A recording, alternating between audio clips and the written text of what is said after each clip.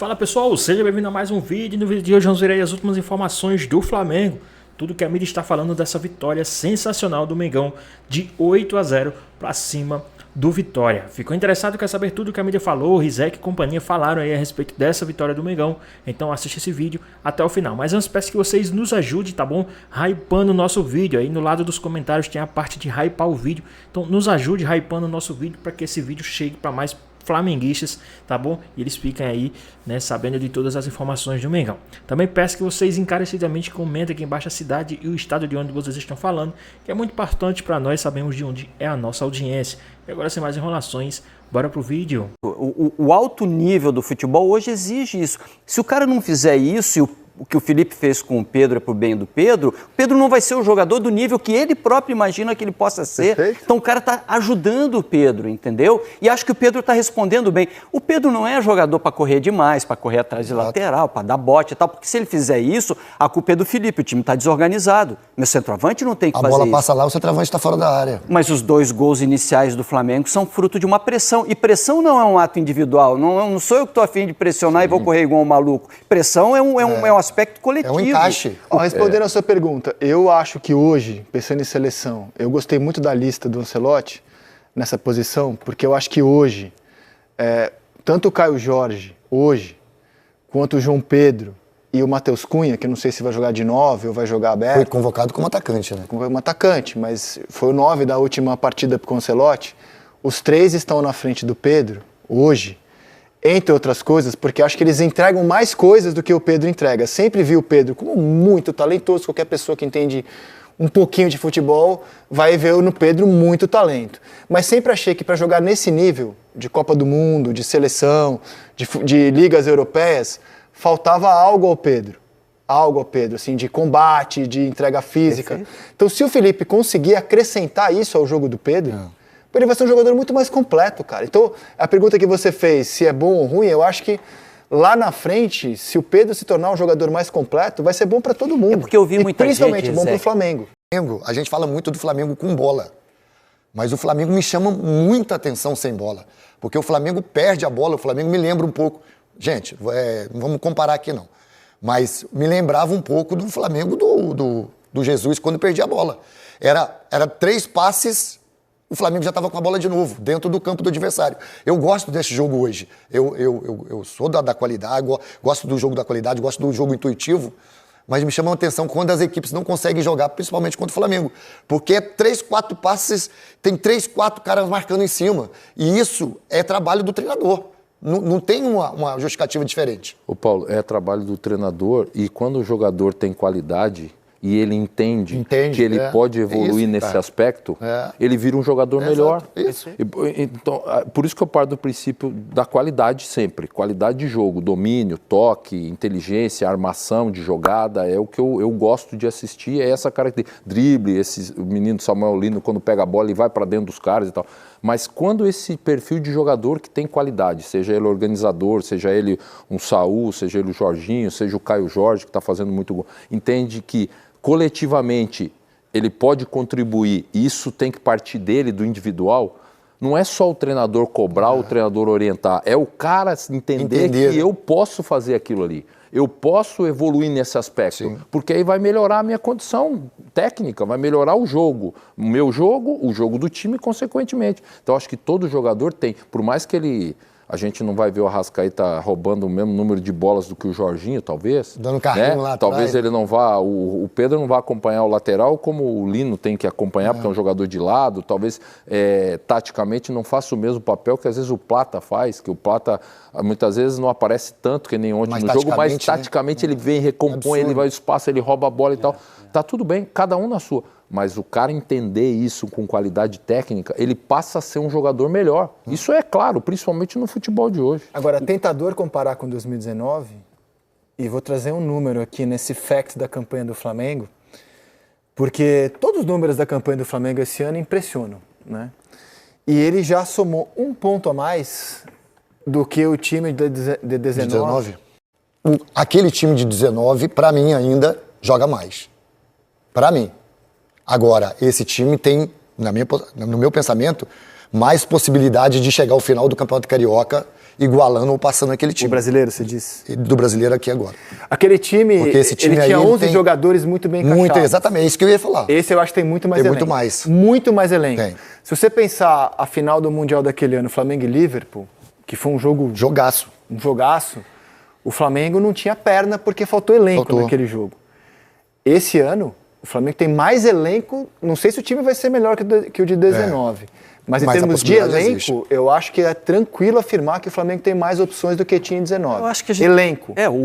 O problema é você comparar a obra pronta com a obra em construção. Eu acho que esse time do Flamengo, a partir de agora, é que vai mostrar a performance de alto nível mesmo. E vai ser cobrado por isso, porque aquele também tinha momentos em que precisou ter equilíbrio mental. O jogo contra o River, a final da Libertadores, foi isso. O Flamengo foi segurando, o River estava melhor, pressionou, aí apareceu a janela, foi lá, fez 2 gols, conseguiu mudar a realidade do jogo. Era um time capaz de ter essa frieza, de não estar tão bem, mas de resolver os seus jogos em momentos em que o jogo oferecia. Esse vai ser desafiado por isso.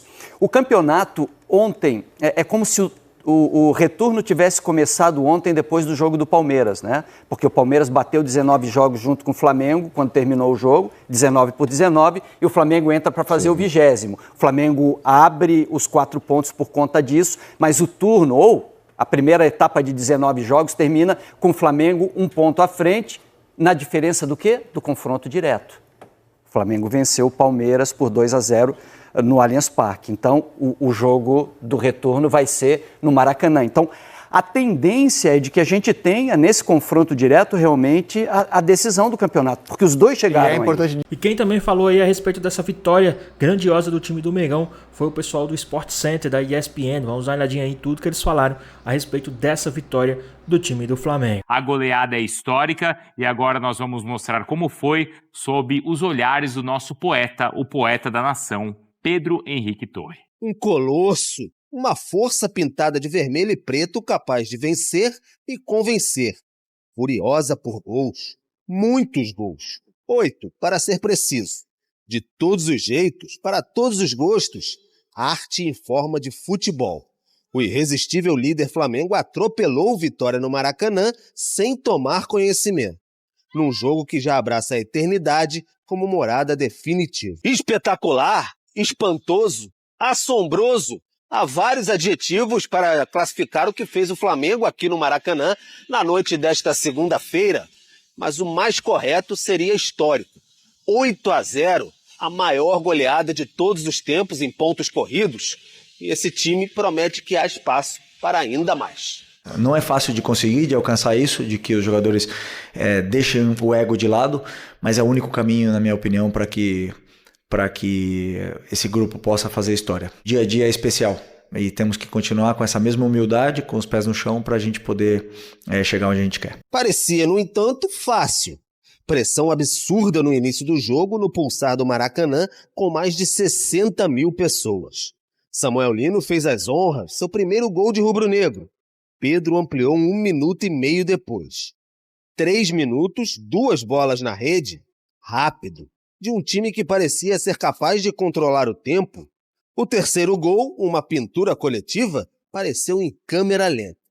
Pé, peito, calcanhar, Arrasca, Varelo, Lino e chute fatal do camisa 10. A noite era especial, única. E a gente sempre tenta botar essa intensidade durante todo o jogo, lógico que não é fácil, a gente não é de ferro, mas a gente tenta botar essa intensidade aí no começo do jogo para tentar superar o adversário e conseguir abrir o placar. A nossa equipe tem uma qualidade muito grande, tem que impor nosso jogo no Maracanã. A melhor maneira de demonstrar humildade foi assim, né, pressionando, querendo mais, querendo fazer mais gols. Há quem tenha dito que nem seria necessário um segundo tempo. Ah, mas precisava. E como? De novo a fúria, a sede por gols, com Lino, Pedro e Luiz Araújo e outro deleite. O elástico de Pedro, harmonia de bola com arte, até o toque maroto para pintar o 7. Espanto de levar mãos à cabeça, Bruno Henrique de pênalti fez o último, o 8º que varreu Vitória e demitiu o envergonhado técnico Fábio Carille. Quero, em nome de todo o grupo, pedir desculpas. É uma noite horrível, vergonhosa, e fica o meu pedido de desculpa em nome do grupo todo. Ainda houve bola no travessão, bola salva em cima da linha. Pacote completo em total sintonia com uma arquibancada em delírio.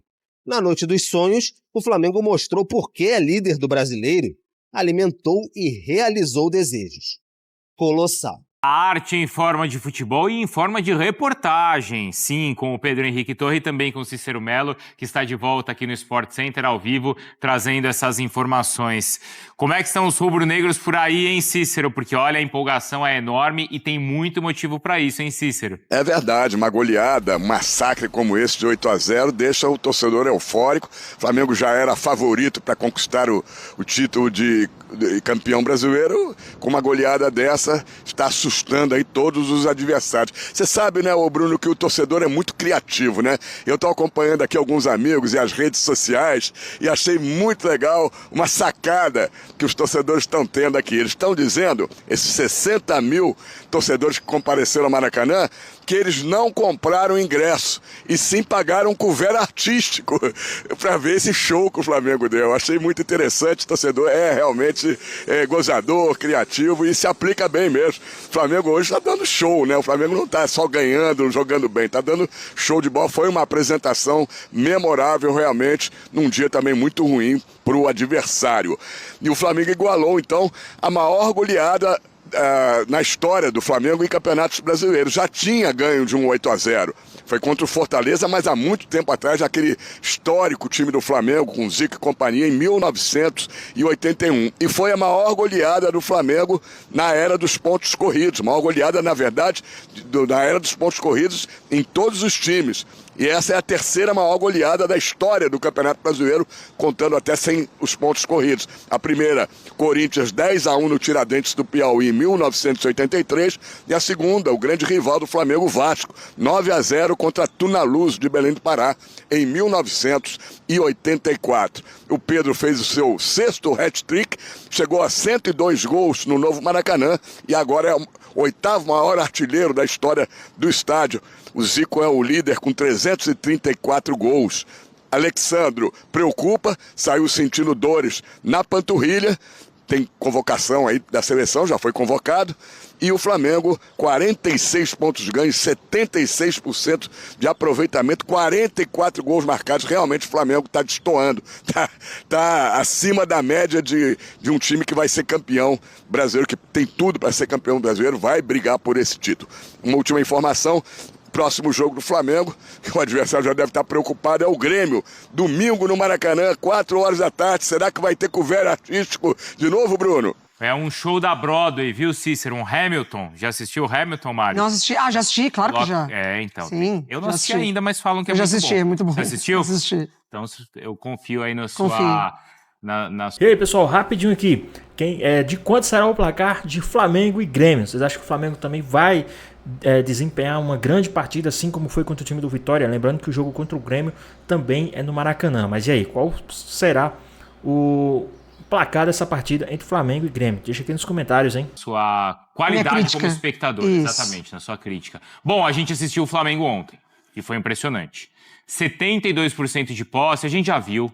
20 finalizações já vimos, 11 no alvo também. Agora, 900 ações com a bola e 42 ações na área do rival. E isso, claro, é impressionante, além do que mais chama a atenção, obviamente, que é a goleada por 8-0, como a gente já mostrou, o Cícero destacou, a maior goleada da era dos pontos corridos.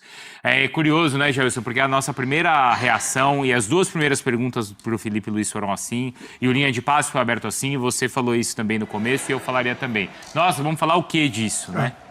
Parece que a gente gosta de tragédia, né? De coisa ruim, porque assim, tem tanta coisa maravilhosa pra gente falar desse jogo, né, Gelson? Coisa ruim voltou. Porque assim, é isso, né? 3 minutos já, assim, é impressionante como, né, acho que do jogo do Inter, dos confrontos do Inter pra cá, as coisas se encaixaram. Saúl, né? Essa foi a peça de encaixe? Eu acho que sim, cara, assim, 8-0, a gente vai falar do domínio, amplo domínio, campo de ataque, o time do Flamengo que a gente ali, né, com os números, 905 ações com bola, ações na área do rival. Mas a tranquilidade na troca de passes, aquela hora que você já desarma o adversário, dando passe para frente, já colocando alguém em situação de contra-atacar, Isso daí é tudo passe de primeira, cara. Arrascaeta, Plata.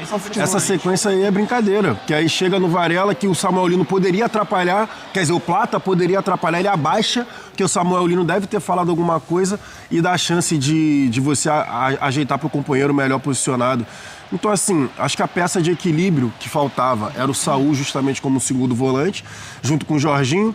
E o Samuel Lino, por exemplo, pelo lado esquerdo, ele não é o ponta que a todo momento... Que a gente viu até naqueles 38 minutos iniciais contra o Atlético Mineiro, lembra, Bruno? Que a gente até chamou a atenção de toda hora ele indo dentro, indo pra cima. Ele tem se mostrado mesmo com menos número, mesmo com pouco número de gol, né? Que ontem ele fez o primeiro gol com a camisa do Flamengo, mas é que ele está sempre tentando alimentar o companheiro. O companheiro que está melhor colocado, ele tenta fazer o drible, mas ele tenta dar o passe. Então, assim, o Samuel Lino sendo a válvula de escape pelo lado esquerdo, o ataque que a gente já falou aqui algumas vezes, né? Que pode ser ocupado por Pedro, Bruno Henrique, o Plata. O Plata lá pelo lado direito indo muito bem. Quando o Luiz Araújo entra também, continua funcionando da mesma forma. Então, assim, eu acho que a peça que faltava em relação ao equilíbrio da organização tática, a organização com a bola, era o Saúl.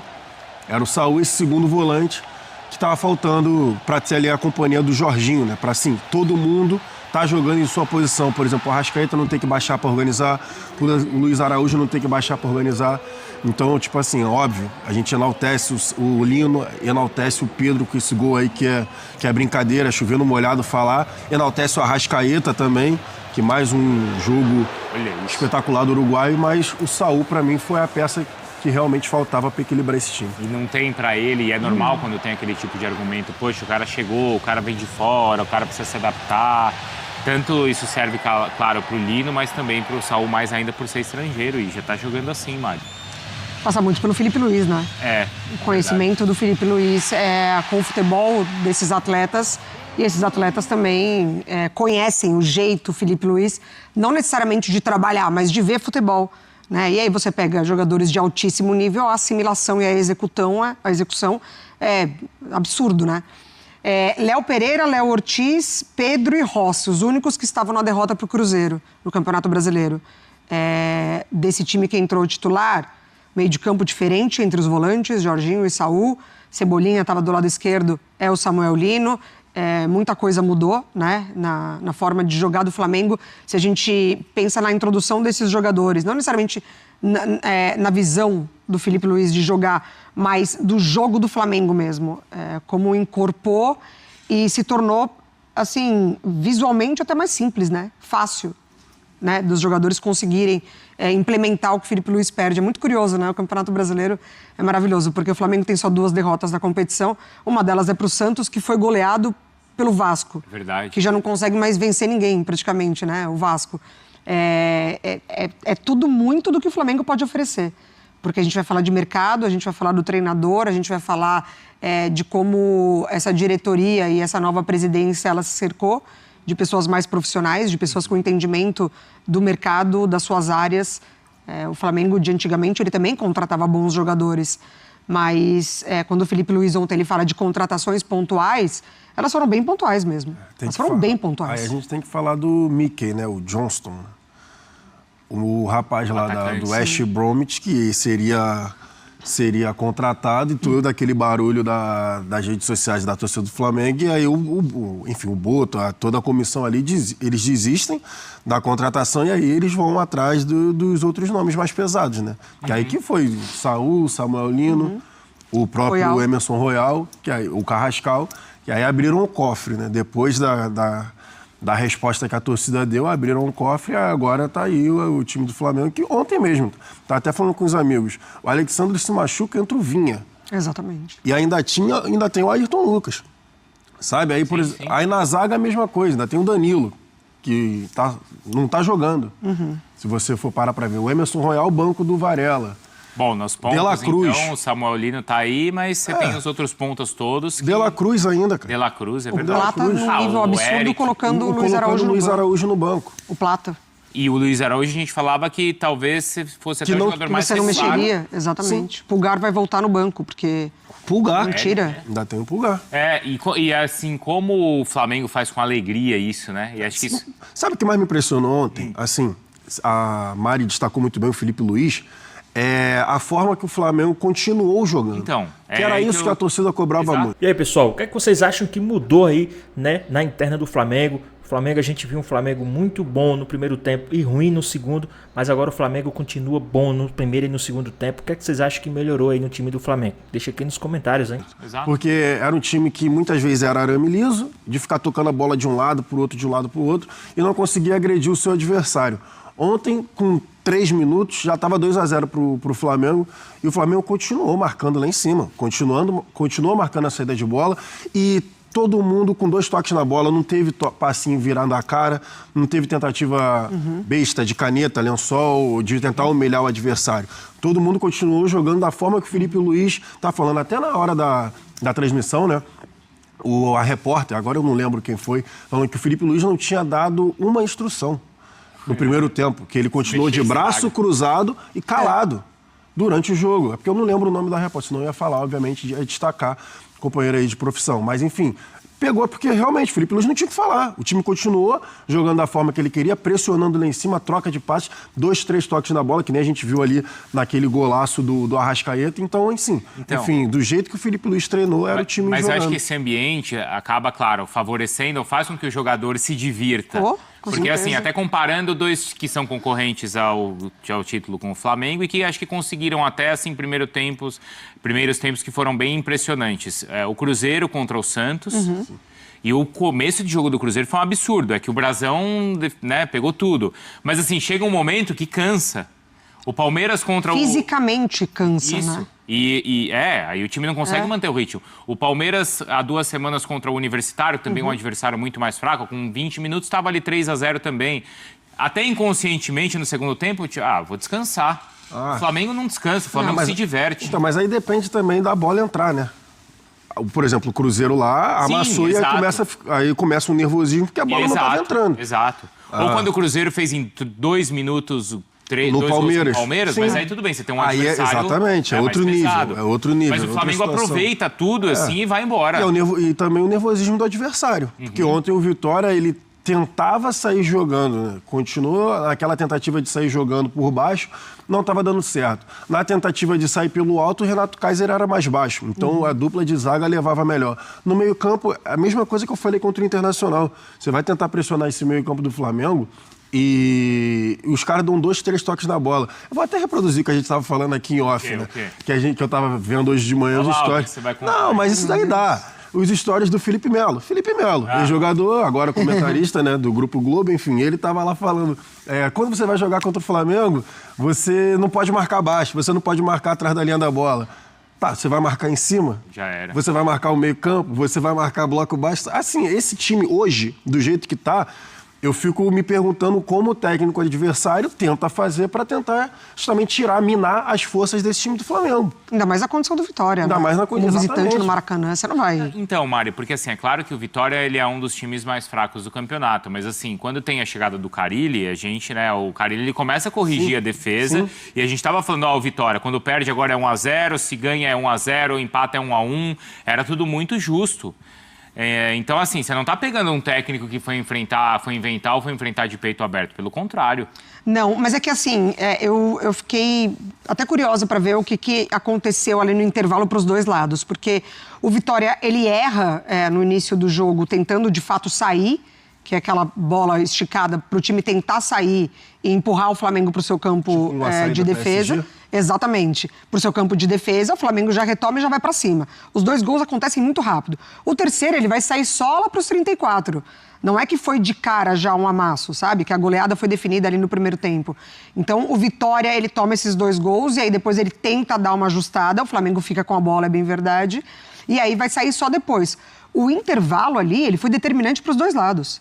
Porque, de um lado, o Vitória, com o cara, ele dava para você pensar em corrigir alguma coisa, ou parte anímica, ou parte tática, ou parte técnica, ou substituições. E pro lado do Flamengo continua em cima. Continua em cima que eu quero mais, vocês podem mais. Então, assim, o segundo tempo foi um absurdo. O primeiro tempo foi impressionante, os gols da maneira como eles saíram, mas o segundo tempo foi um absurdo. Aí, de fato, você deixa o adversário nas cordas. Porque o que pode, talvez, derrubar o Flamengo... Talvez seja, assim, uma empolgação exagerada, para não dizer uma arrogância, como já aconteceu. Só que assim, existem dois pontos aí que aí são muito favoráveis ao Flamengo. O primeiro é o Felipe Luiz, que ele parece um cara assim muito, né, muito concentrado e não, né, e parece conseguir blindar muito. E consciente do que não ganhou nada. O quê? Ele é consciente, por exemplo, não ganhou nada. Ele é muito consciente. Ele não ganhou nada, então... Não, a entrevista dele ontem, a entrevista dele de ontem foi, por exemplo, muito mais consciente que a do Diniz quando o Vasco ganha de 6-0 do Flamengo, do Santos. E é muito mais possível a gente ver o Flamengo voltar a golear no Campeonato Brasileiro, talvez não por 8, mas voltar a golear do que o Vasco. Parece que o Felipe Luiz se preparou a vida inteira para esse momento, né? E ele não tem nem um ano de Flamengo. Não tem nem um ano como técnico profissional. Isso. E o outro ponto, que foi o que você citou, talvez seja esse tom até mais profissional ali do ambiente. Porque em outros tempos, o dirigente já estava Real Madrid, pode esperar, a tua hora vai chegar. Exatamente. Né? Dessa vez parece ser diferente. E se atracando com um torcedor no meio do shopping. Porque assim, essa é da característica do torcedor carioca, especialmente do torcedor rubro-negro, não é, Jailson? Sim. E muitas vezes isso já afetou treinador, já afetou dirigente. Dessa vez parece que é diferente. Parece. Eu fico mais com esse lado que você falou eu acho que é mais o trabalho do Felipe Luiz, cara. Porque o Felipe Luiz, ele é muito centrado e ele, de fato, ele bota o pé no chão. Ele bota o pé no chão na coletiva, bota o pé no chão de todo o elenco dele e ele já deixa o recado, né? Quem vier no Maracanã achando que a gente vai golear todo mundo, a gente não vai golear todo mundo.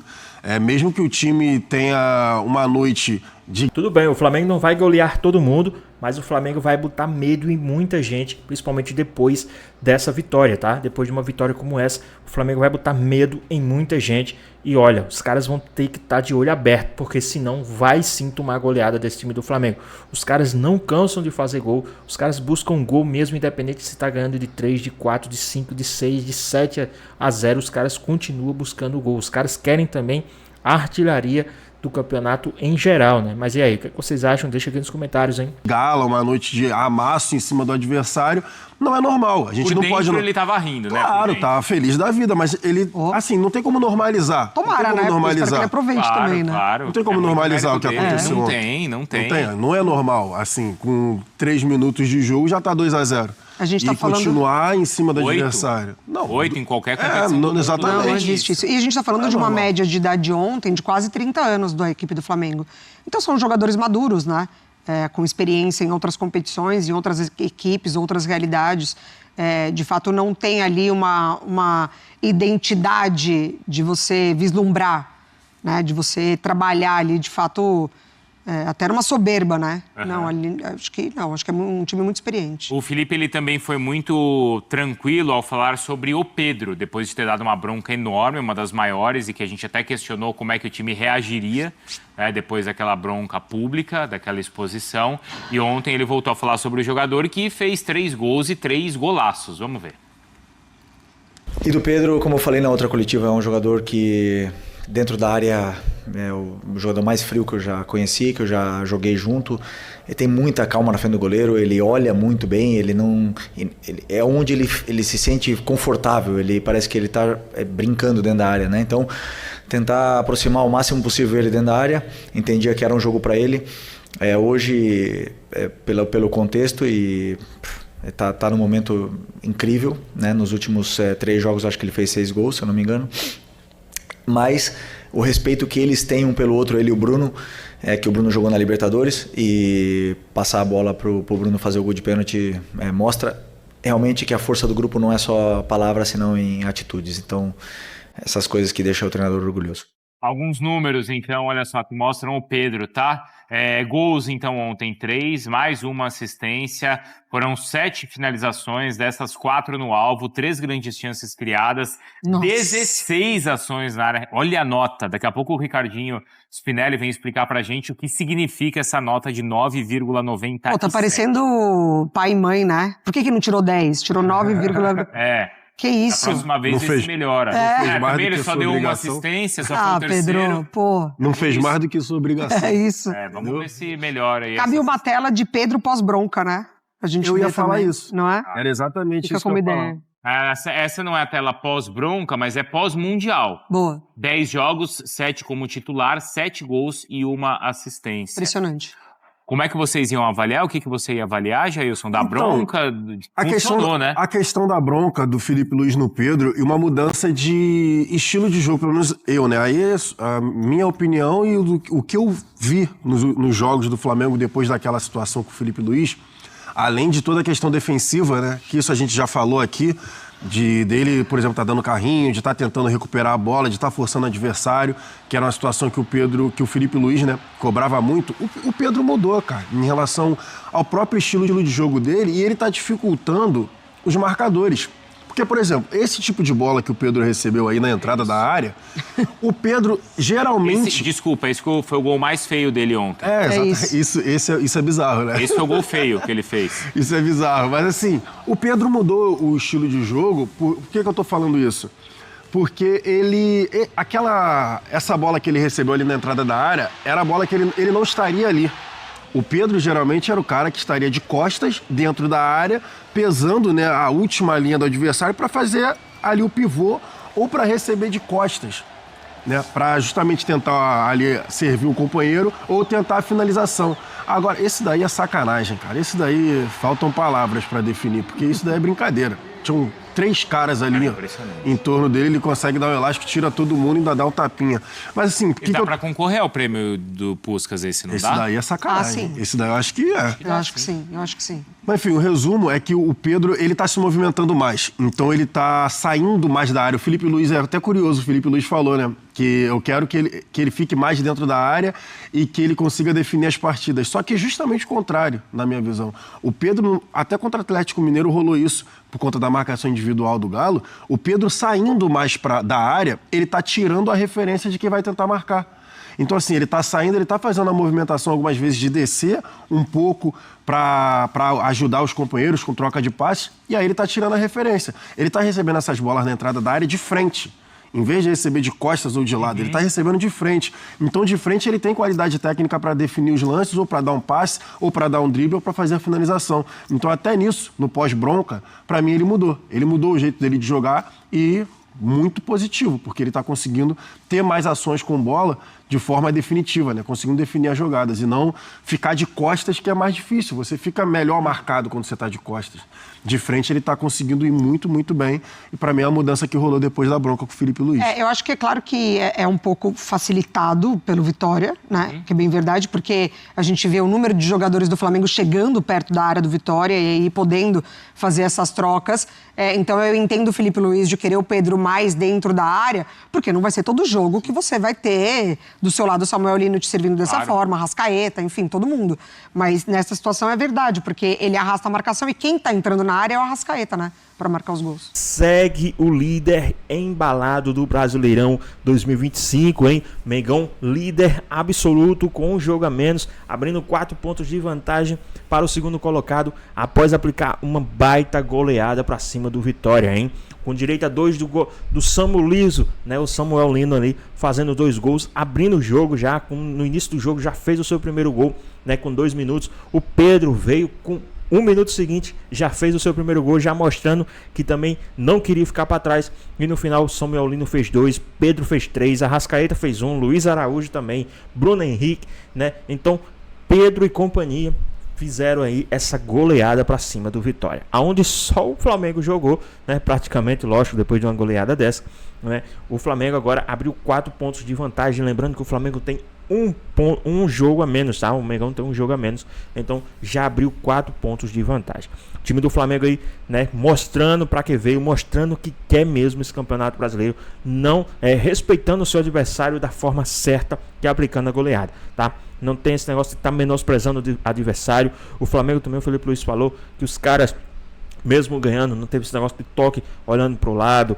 querendo fazer gracinha, jogaram sério, mostraram que tem sim empatia pelo seu adversário, respeitando da melhor forma, que é jogando futebol e tendo as oportunidades e aproveitando, tá bom? Então o Flamengo faz essa goleada, já vai para cima do Grêmio, que se prepara, Grêmio, que o jogo também é dentro do Maracanã, hein? Então o Grêmio já tem que se preparar, porque senão será goleado também pelo time do Mengão, tá bom? Então o Flamengo terá o resto da semana de folga, vai sim se preparar para o jogo de domingo, então só lamento ao time do Grêmio, né? Mas e aí, o que é que vocês acharam?